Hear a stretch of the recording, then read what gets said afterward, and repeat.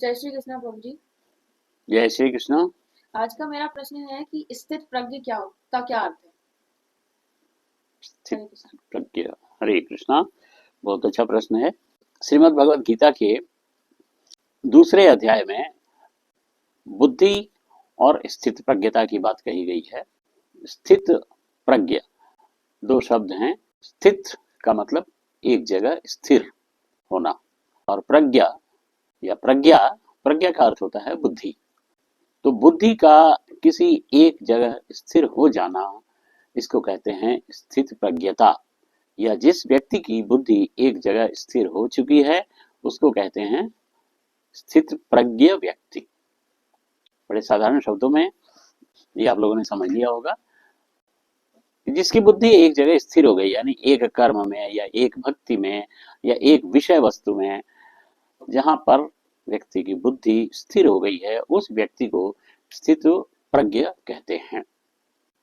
इस संदर्भ में दूसरे अध्याय का श्लोक नंबर 41, 41 श्लोक बहुत महत्वपूर्ण है। जहां पर भगवान ने कहा है, व्यावसायात्मिका बुद्धि एके ह कुरुनंदना बहुशाखा ही अनंताश्च बुद्धयो अव्यवसायिनाम। आमतौर पर इस संसार में सभी मनुष्यों की, सभी व्यक्तियों की बुद्धि जो है वो बिखरी हुई रहती है। बिखरी हुई बुद्धि रहने का कारण यह है कि व्यक्ति कामनाओं की पूर्ति में व्यस्त रहता है, आसक्त रहता है। तो जितनी कामनाएं अधिक होंगी, बुद्धि हमारी उतनी तरफ फैली हुई रहेगी। ये एक कल्पना कर लीजिए, ऑक्टोपस जो एक जीव होता है, तो ऑक्टोपस को आपने देखा होगा या कहीं उसकी फोटो देखी होगी, तस्वीर देखी होगी, तो आप देखेंगे उसके पता नहीं कितने पैर होते हैं, और वो पैर बनते रहते हैं, बिगड़ते रहते हैं। और वो ऑक्टोपस एक जगह स्थिर है, उसका शरीर, लेकिन उसके चारों सभी पैर चारों तरफ बिखरे रहते हैं, फैले रहते हैं। कभी वो इधर चलते हैं, कभी उधर चलते हैं, स्थिर नहीं रहते। तो मनुष्य के साथ भी यही है कि मनुष्य के सामने कामनाएं इतनी अधिक हैं, इतनी अधिक हैं कि मनुष्य की बुद्धि जो है वो सभी कामनाओं को प्राप्त कर लेना चाहती है। तो कभी वो इधर हाथ दौड़ाता है, कभी इधर पैर दौड़ाता है, कभी उस कामना के पीछे, कभी उस कामना के पीछे। इस प्रकार से मनुष्य की बुद्धि जो है वो भागती रहती है चारों तरफ। भगवत गीता ये कहती है कि इस तरह से कामनाओं के पीछे अपनी बुद्धि को मत दौड़ाओ, स्थिर करो एक जगह। एक रुनंदन, व्यावसायिका बुद्धि एक ही होती है, अर्थात अपनी बुद्धि को केंद्रित करो, एक जगह केंद्रित करो, अपने जीवन का एक लक्ष्य बनाओ, उस लक्ष्य के प्रति अपनी सारी बुद्धि, मन इत्यादि सब कुछ लगा दो, तब जाके उस लक्ष्य की प्राप्ति होगी।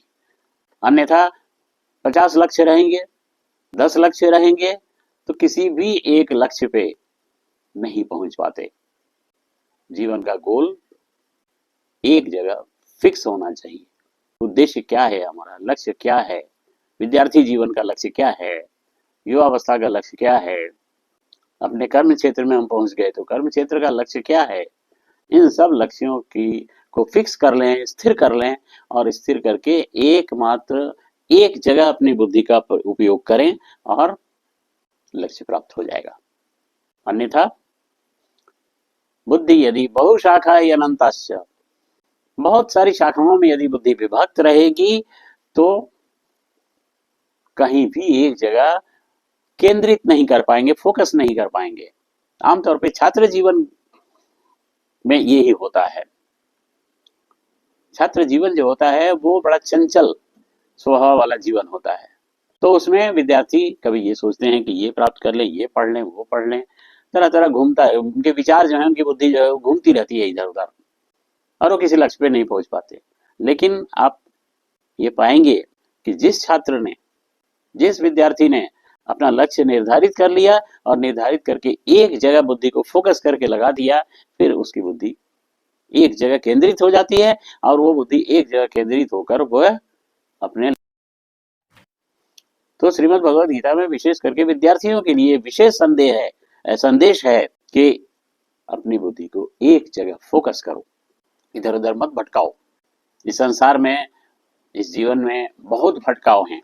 इसी परिप्रेक्ष्य में श्रीमद् भगवद गीता में अर्जुन ने कृष्ण से यही प्रश्न किया है कि ये बताइए कि यदि हमारे सामने कोई व्यक्ति खड़ा है तो मैं उसके व्यवहार को देखकर कैसे समझूं कि वो व्यक्ति स्थित प्रज्ञ हो गया है, अर्थात उसकी बुद्धि स्थिर हो चुकी है। अर्थात स्थिर बुद्धि व्यक्ति के क्या लक्षण हैं। तो इन लक्षणों में अर्जुन ने मूल रूप से 3 बातें रखी हैं भगवान कृष्ण के सामने। वो 3 बातें हैं कि स्थिर बुद्धि वाला व्यक्ति कैसे बोलता है, अर्थात बोली में उसका क्या व्यवहार होता है, किस प्रकार से उसके भाषण होते हैं, उसके कैसे बोलता है। दूसरी बात, वो कैसे रहता है, कैसे उठता बैठता है। ये देखकर भी व्यक्ति के बारे में समझा जा सकता है कि वो व्यक्ति कितना केंद्रित है अपने लक्ष्य के प्रति, उसकी बुद्धि कितनी स्थिर है। और तीसरी बात जो अर्जुन पूछ रहे हैं वो ये है कि स्थिर बुद्धि वाला व्यक्ति कैसे चलता है, यानी उसका चाल चलन कैसा होता है। तो इन्हीं 3 प्रश्नों के उत्तर भगवान कृष्ण ने श्रीमद् भगवद गीता में दिया है, जिससे हम स्थिर बुद्धि समझ सकते हैं। पहली बात यह है, पहले प्रश्न का उत्तर कि व्यक्ति कैसे बोलता है, इसका उत्तर हमें भगवद गीता में ये मिलता है कि जो व्यक्ति अपने सभी कामनाओं को छोड़ देता है और आत्मसंतुष्ट हो रहता है। हमारी कामनाएं क्या करती हैं, हमें उद्वेलित करती हैं, ये प्राप्त करना है, वो प्राप्त करना है, वो प्राप्त करना है, सांसारिक चीजें। जबकि मालूम है कि सांसारिक चीजें जो है वो कभी भी परमानेंट नहीं होती, स्थायी नहीं होती। तो स्थायित्व कहाँ है ये व्यक्ति को समझ जाना चाहिए, और जब स्थायित्व समझ में आ जाए कि स्थायित्व कहाँ है, उस उद्देश्य को प्राप्त करने के लिए अपना सर्वस्व लगा देना चाहिए। तो स्थिर बुद्धि वाला व्यक्ति स्थायित्व को समझ लेता है, जहां स्थायित्व है उस दिशा में अपने कदम बढ़ाता है, सभी कामनाओं को छोड़ देता है और स्वयं अपने में संतुष्ट रहता है। जो मेरे पास है मैं उसमें संतुष्ट हूं, मैं इसी से सब कुछ अचीव करूंगा, प्राप्त करूंगा। अपने जीवन का उद्देश्य प्राप्त करने के लिए सारी शक्ति जो हमारे पास उपलब्ध है, संसाधन, उन संसाधनों में अपना जीवन लगा दूंगा, और वो प्राप्त कर लेता है। दूसरा प्रश्न जो है, व्यक्ति कैसे बैठता है, यानी कैसे रहता है। मूल बात यह है उसका रहन सहन, उसके उठने बैठने का तौर तरीका क्या होता है। तो स्थिर व्यक्ति वाला व्यक्ति जो है वो दुखेषु उद्विग्न मनाः सुखेषु विगत स्पृहः वीतराग भय क्रोधः स्थित धी मुनि उच्यते। भगवान कहते हैं कि उसके राग, भय और क्रोध, देखिए चीजों के प्रति, संसार के प्रति हमारा लगाव, कुछ खो जाने का भय।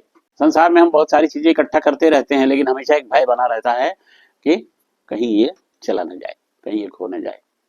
तो इस चक्कर में व्यक्ति इकट्ठा करते समय तो उतना ध्यान नहीं देता, इकट्ठा करता जाता है, लेकिन उसके बाद वो रात को सो नहीं पाता। कभी वो बैंक बैलेंस को लेकर चिंतित है, कोई फ्रॉड ना हो जाए, बैंक दिवालिया ना हो जाए, मेरे लॉकर में जो कुछ भी है वो किसी और को पता न चल जाए, इत्यादि इत्यादि। इस तरह से बहुत सारी बातें लेके व्यक्ति चिंतित रहता है, क्योंकि उन सांसारिक चीजों के प्रति उसका लगाव हो गया है। तो लगाव हो जाना, उससे भय पैदा हो जाना, और भय पैदा हो जाने से उद्विग्न मना, वो व्यक्ति घबराया हुआ रहता है, परेशान रहता है। एक तो कोई इकट्ठा करने में परेशान होता है, दूसरा उसके चले जाने का भय सताता है, इसलिए व्यक्ति परेशान रहता है। तो ऐसा व्यक्ति स्थिर बुद्धि वाला नहीं हो सकता, लेकिन जिसने ये सब छोड़ दिया वो व्यक्ति स्थिर बुद्धि वाला बन सकता है, बन जाता है। इसके अलावा सुखेषु विगत स्पृहः, बहुत ज्यादा सुख मिल गया तो भी उसे कोई ऐसा बहुत ज्यादा प्रसन्नता, खुशी के मारे उछलने लगना, ये सब चीजें नहीं होती ऐसे व्यक्ति के प्रति, के मन में। तो दोनों में समभाव हो जाना, राग यानी लगाव, भय, क्रोध और कुछ विशेष प्राप्ति, सुख प्राप्त हो जाना, इन सब में एक समान भाव रहता है जिसका, उसको कहते हैं कि वो स्थित प्रज्ञ या स्थिर बुद्धि वाला व्यक्ति है। आगे श्रीमद् भगवद गीता ये भी कहती है, जो व्यक्ति शुभ या अशुभ वस्तु को प्राप्त करके न तो प्रसन्न होता है और न द्वेष करता है। अर्थात बात वही है कि हर प्रकार की परिस्थिति में एक समान रहना। जो व्यक्ति एक समान रहता है, कोई शुभ वस्तु मिल गई, यानी हमें प्रिय वस्तु हमें मिल गई तो भी कोई बात नहीं है, हमारा मन, हमारी बुद्धि स्थिर है। और कोई अशुभ, यानी जो चीज हमें पसंद नहीं है वो हमारे गले पड़ गई तो भी हम परेशान नहीं हैं। यह स्थिति जो व्यक्ति प्राप्त कर लेता है वो स्थित प्रज्ञ या स्थिर बुद्धि वाला मनुष्य कहलाता है। इसका सबसे बढ़िया उदाहरण श्रीमद् भगवद गीता में ये दिया गया है कि जिस प्रकार से कछुआ, आप सब लोगों ने कछुआ देखा होगा, कछुआ को कहीं से भी किसी प्रकार का खतरे का एहसास जब हो जाता है तो वो क्या करता है, अपने चारों पैर कह लीजिए या हाथ पैर कह लीजिए, उनको सिकोड़ के अपनी खाल के अंदर कर लेता है। और इसके अलावा वो अपनी गर्दन, मुंह भी वो अपनी खाल के अंदर समेट के अंदर बैठ जाता है। फिर इसे दुनिया से कोई मतलब नहीं है, कहाँ क्या हो रहा है। तो स्थिर व्यक्ति वाला व्यक्ति जो है वो इस तरह से सभी कामनाओं को छोड़ के, सभी प्राप्तियों को छोड़ के, शुभ अशुभ वस्तुओं को छोड़ के, सब कुछ समेट के अपने अंदर यानी अंतर्मुखी हो जाता है। और अंतर्मुखी जब व्यक्ति हो जाता है तो उसे बाहर का संसार का कोई प्रलोभन नहीं दिखता और कामनाओं की पूर्ति के लिए वो उद्विग्न नहीं होता। ऐसे व्यक्ति को स्थिर बुद्धि वाला व्यक्ति कहते हैं।